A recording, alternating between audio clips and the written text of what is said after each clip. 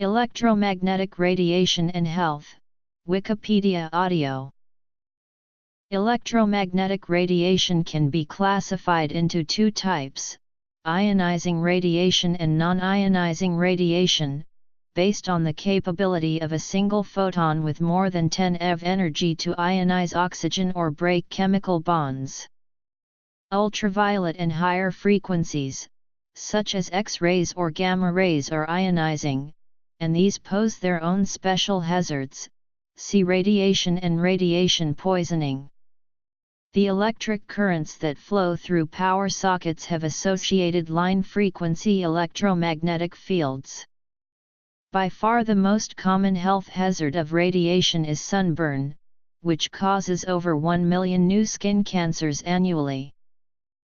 Very strong radiation can induce current capable of delivering an electric shock to persons or animals.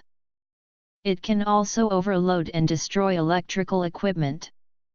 The induction of currents by oscillating magnetic fields is also the way in which solar storms disrupt the operation of electrical and electronic systems, causing damage to and even the explosion of power distribution transformers, blackouts, and interference with electromagnetic signals. Extremely high-power electromagnetic radiation can cause electric currents strong enough to create sparks when an induced voltage exceeds the breakdown voltage of the surrounding medium. These sparks can then ignite flammable materials or gases, possibly leading to an explosion. Types of hazards.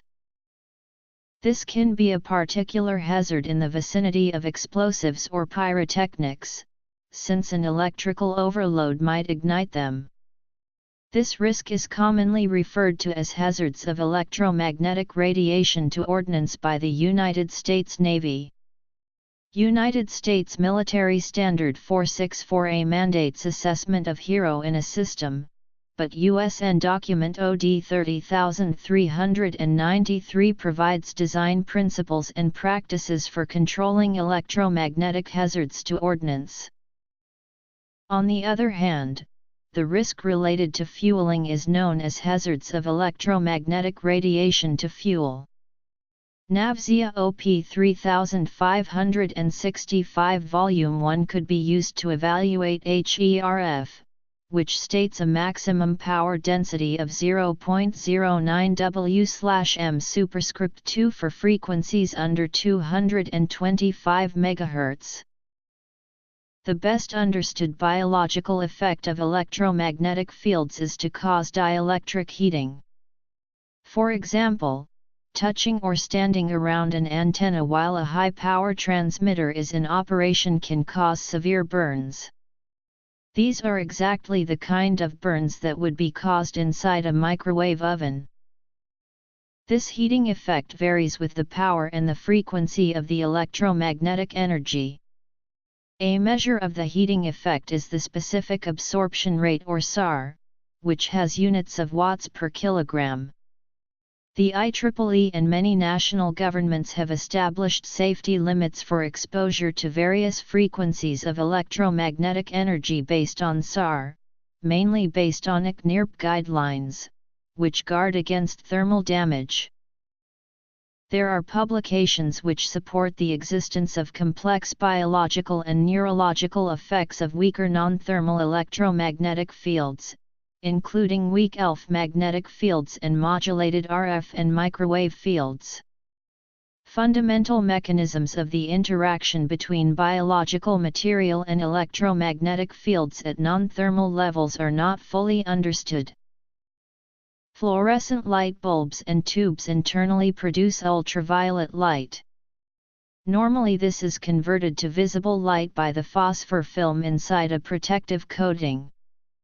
When the film is cracked by mishandling or faulty manufacturing, then UV may escape at levels that could cause sunburn or even skin cancer. Blue light, emitting at wavelengths of 400–500 nanometers, suppresses the production of melatonin produced by the pineal gland. The effect is disruption of a human being's biological clock, resulting in poor sleeping and rest periods. While the most acute exposures to harmful levels of electromagnetic radiation are immediately realized as burns, the health effects due to chronic or occupational exposure may not manifest effects for months or years. High-power extremely low-frequency RF with electric field levels in the low kV/m range are known to induce perceivable currents within the human body that create an annoying tingling sensation. These currents will typically flow to ground through a body contact surface such as the feet, or arc to ground where the body is well insulated. Electrical hazards. Shortwave diathermy heating of human tissue only heats tissues that are good electrical conductors, such as blood vessels and muscle. Adipose tissue receives little heating by induction fields because an electrical current is not actually going through the tissues. This designation of mobile phone signals as possibly carcinogenic to humans by the World Health Organization has often been misinterpreted as indicating that of some measure of risk has been observed. However, the designation indicates only that the possibility could not be conclusively ruled out using the available data. In 2011, International Agency for Research on Cancer classified mobile phone radiation as Group 2B possibly carcinogenic. That means that there could be some risk of carcinogenicity, so additional research into the long-term, heavy use of mobile phones needs to be conducted. The WHO concluded in 2014 that a large number of studies have been performed over the last 2 decades to assess whether mobile phones pose a potential health risk. To date, no adverse health effects have been established as being caused by mobile phone use. Recent technology advances in the developments of millimeter wave scanners for airport security and WI-GIG for personal area networks have opened the 60 GHz and above microwave band to SAR exposure regulations. Previously, microwave applications in these bands were for point-to-point satellite communication with minimal human exposure. Radiation levels in the millimeter wavelength represent the high microwave band or close to infrared wavelengths. Infrared wavelengths longer than 750 nm can produce changes in the lens of the eye. Glassblower's cataract is an example of a heat injury that damages the anterior lens capsule among unprotected glass and iron workers. Cataract-like changes can occur in workers who observe glowing masses of glass or iron without protective eyewear for many hours a day. Another important factor is the distance between the worker and the source of radiation. In the case of arc welding, infrared radiation decreases rapidly as a function of distance, so that farther than 3 feet away from where welding takes place, it does not pose an ocular hazard anymore, but ultraviolet radiation still does. This is why welders wear tinted glasses and surrounding workers only have to wear clear ones that filter UV. Moderate and high power lasers are potentially hazardous because they can burn the retina of the eye, or even the skin. To control the risk of injury, various specifications, for example ANSI Z136 in the US, and IEC 60825 internationally define classes of lasers depending on their power and wavelength. Fire hazards.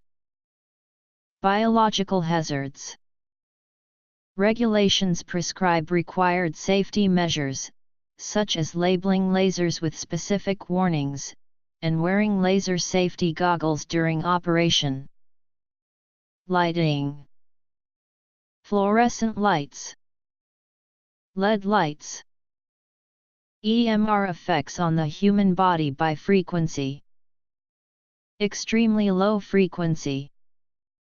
As with its infrared and ultraviolet radiation dangers, welding creates an intense brightness in the visible light spectrum, which may cause temporary flash blindness.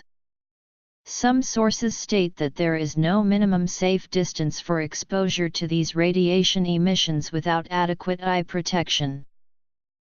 Short-term exposure to strong ultraviolet sunlight causes sunburn within hours of exposure.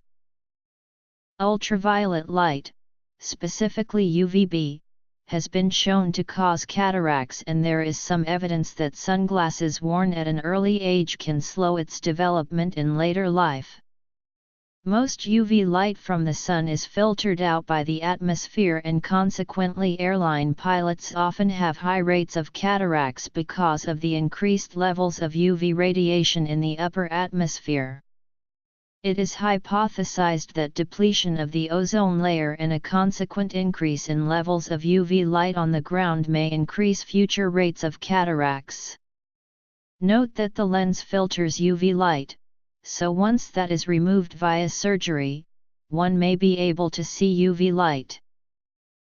Shortwave.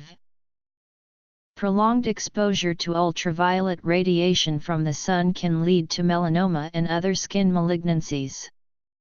Clear evidence establishes ultraviolet radiation, especially the non-ionizing medium wave UVB, as the cause of most non-melanoma skin cancers, which are the most common forms of cancer in the world.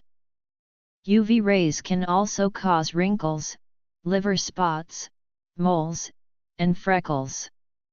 In addition to sunlight, other sources include tanning beds, and bright desk lights. Damage is cumulative over one's lifetime, so that permanent effects may not be evident for some time after exposure. Ultraviolet radiation of wavelengths shorter than 300 nm can damage the corneal epithelium. This is most commonly the result of exposure to the sun at high altitude, and in areas where shorter wavelengths are readily reflected from bright surfaces, such as snow, water, and sand. UV generated by a welding arc can similarly cause damage to the cornea, known as arc eye or welding flash burn, a form of photokeratitis. Radio frequency fields. Millimeter waves. Infrared. Visible light. Ultraviolet.